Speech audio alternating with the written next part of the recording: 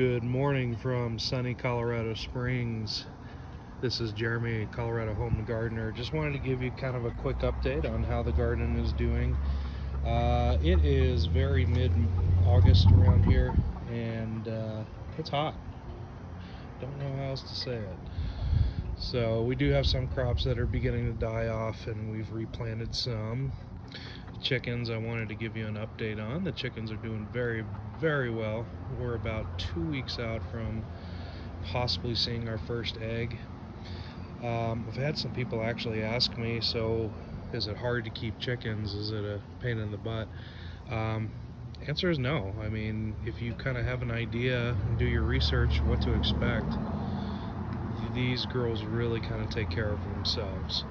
As far as feed, yeah, we do feed them a little bit of factory feed, but if you'll notice in here, we also feed them a lot of stuff from the garden and food scraps from our table.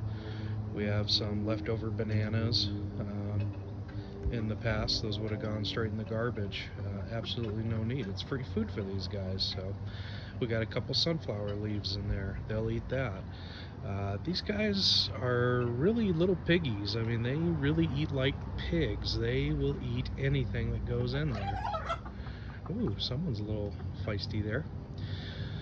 So I wanted to give you an update on the chickens. Everything's going good there. If you decide that you do want to get chickens for your backyard, I will tell you this: just dedicate a space for them where they can walk around. Make sure you have a nice coop that can fit them all. Either make it yourself or you can buy one, which is exactly what we did. And make sure they have plenty of light. Perches, they love to sit up and perch. Get yourself a brooder, especially in the beginning.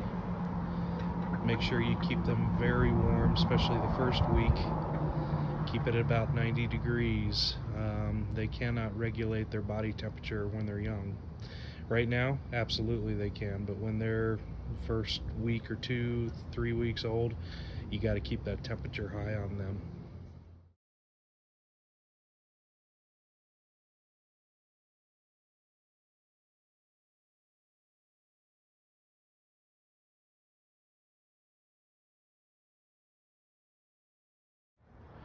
Now, a question came up a while ago from a viewer asking if we ever let them out, if we let them free range. Not so much, to be honest with you. Only reason being, we got so much in a garden that they'll devour. In the fall, when this is all died back, I'll probably let them out a lot more and let them sift through the gardens. What they do is they till it, they peck through it, they look for bugs. They leave manure behind, which is basically free fertilizer for the next year. So not so much right now though. Another reason, we actually have hawks in our area, so I try to be a little cautious on that. When we do let them out, the place we normally let them go is right here in our side compost bin. They love to scratch through there. They do find bugs a lot of times in there. Yesterday we actually found a garter snake, and the chickens were going berserk. They couldn't get it, but they were going berserk. They wanted to get to that thing so bad. Update on the tomatoes. Guys, I made some really good pizza sauce, made quite a bit of salsa, and I still got plenty of them left, as you can see. So good year for tomatoes, finally. I struggled the first 2 years trying to grow tomatoes, and I think I finally got the knack of what it takes to grow them out here, and pretty happy with the results. Sunflowers, guys, are awesome to use in your garden too if you can plant them, for 2 reasons. Number one, they attract some great pollinators. You can see one there. Second reason, they are just so decorative and awesome to look at. Look at that guy. I'm not joking, that guy's probably about 10 feet tall. That's huge.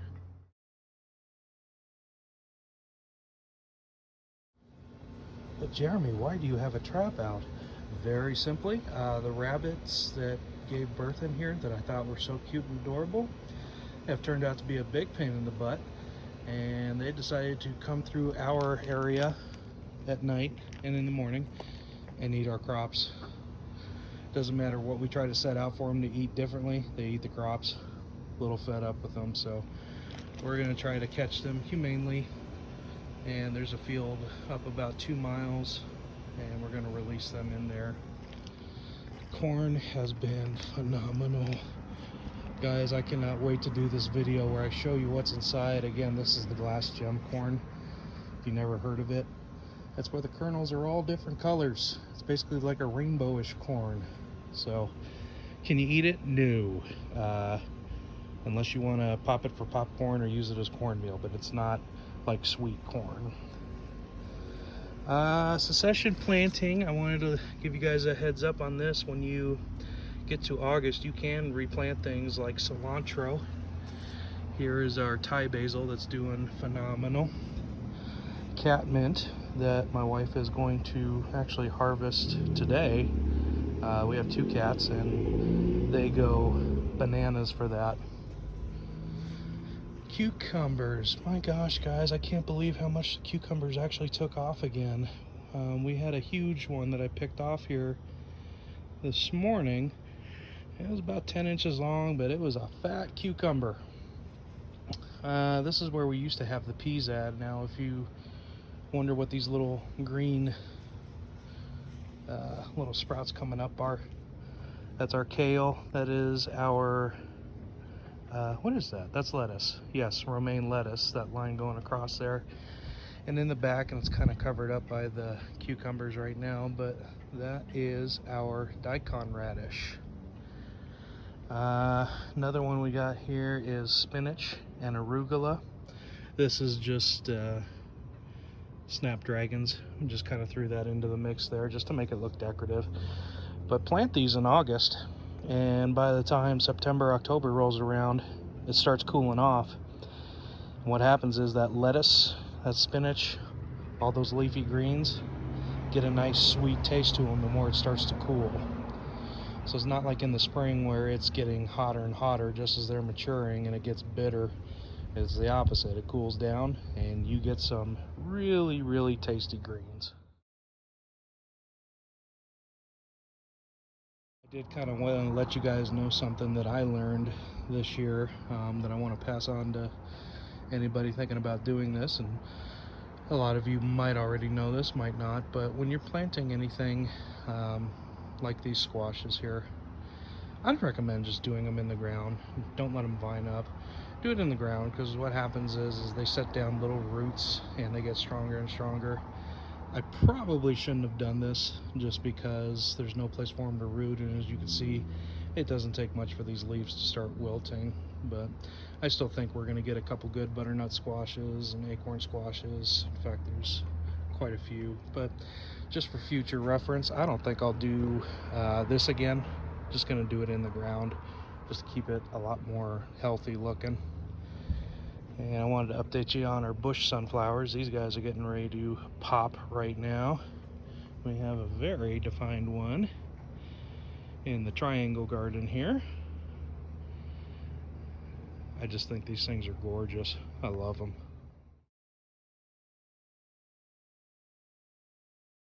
Zucchini is finally making a comeback. I think we're going to see a late harvest, but we will see zucchini for sure this year. And just when I thought that the raspberries were done, nature proves me wrong yet again. First year that we've done raspberries. Very excited because I know over the next few years these things are going to produce quite a bit. And if there's one thing about having a garden that's awesome, it's just coming out and picking the fruit right off the vine and eating it right in your garden. You can't get much more cool than that.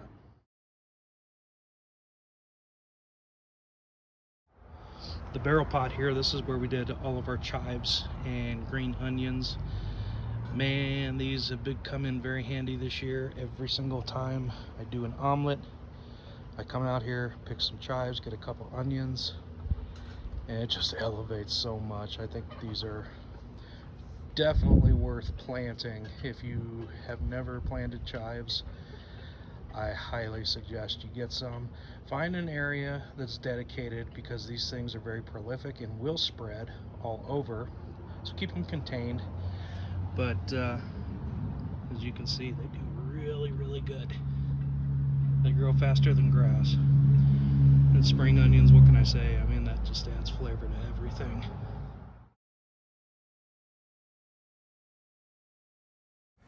So as we're winding down the summer garden season and we get closer to the fall garden season, I'm probably going to do a video, kind of what I've learned this summer, what I felt worked for us, what I felt did not work for us, and what I would change. That's what gardening's all about. Is each year you're probably going to do something different, because you're going to get more and more knowledgeable about what to do in your garden and how's it going to grow the best. Corn, I think we did great. The squash, like I said, I think I would have done things differently, but we'll visit that in another video. In the meantime, I hope you all are doing well. Keep gardening out there. There's plenty to grow, believe me, even in August. If you have any questions, feel free to leave a comment below, and I'll talk to you guys later. Hit like and subscribe if you like this. Take care, you guys. God bless.